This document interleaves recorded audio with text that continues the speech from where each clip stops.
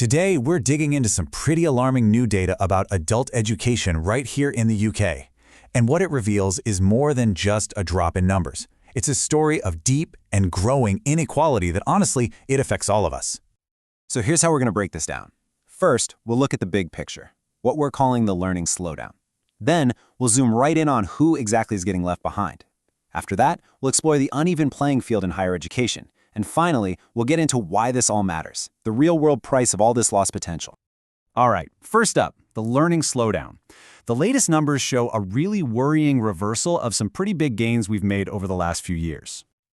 And the scale of this drop is, well, it's stark. Participation in adult learning fell from a post-pandemic high of 52% in 2024 all the way down to just 42% in 2025. That's a 10 percentage point fall in a single year. This timeline really puts that drop into perspective. You can see we're still above that record low of 33% back in 2019. But look at that. All that significant progress made after the pandemic has just been suddenly wiped out. So you might be asking, where is this drop coming from?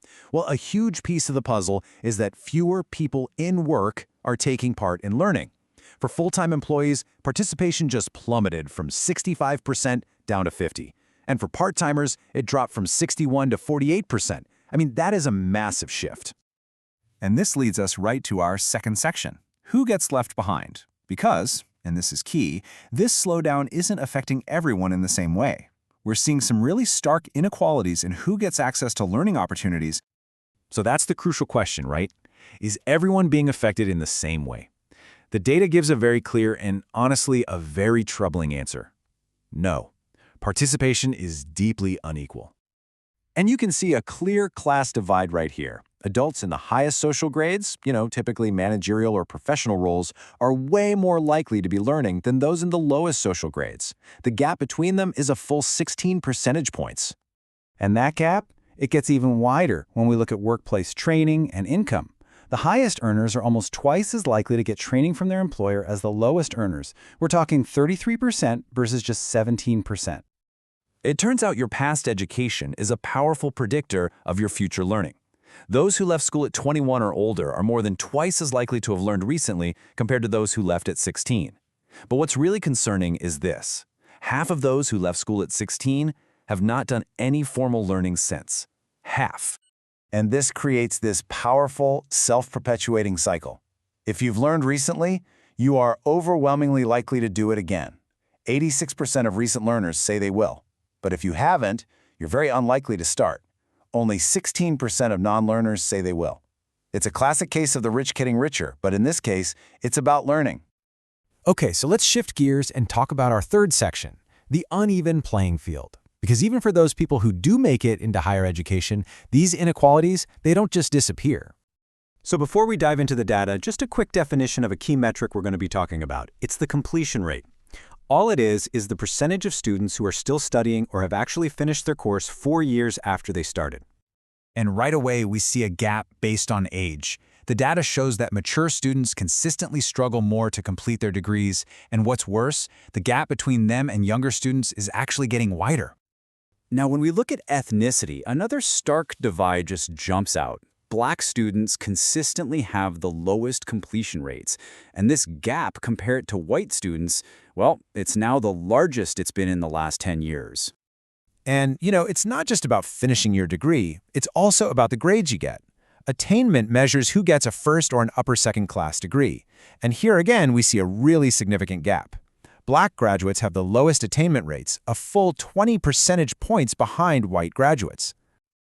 So, what does all this actually mean? Well, that brings us to our final section, the price of lost potential. Why do these trends matter so much, not just for individuals, but for the country as a whole? I mean, this is the key question, isn't it? What are we actually losing here?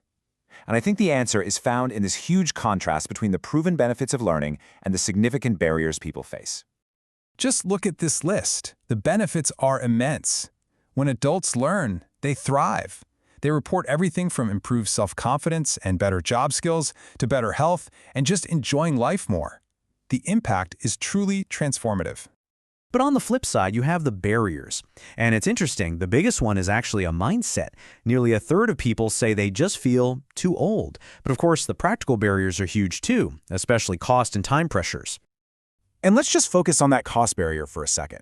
This isn't a small increase. It has more than tripled since 2019, jumping from being a barrier for 8% of people all the way up to 24%. The rising cost of living is clearly making it harder and harder for people to invest in themselves. So if you take one thing away from all this, it should be this. We're basically facing a dual crisis. It's a crisis of participation, with fewer people learning overall, and it's a crisis of inequality, where the opportunities that are left aren't being shared fairly. And this inequality isn't just about class or income, it's also about your postcode.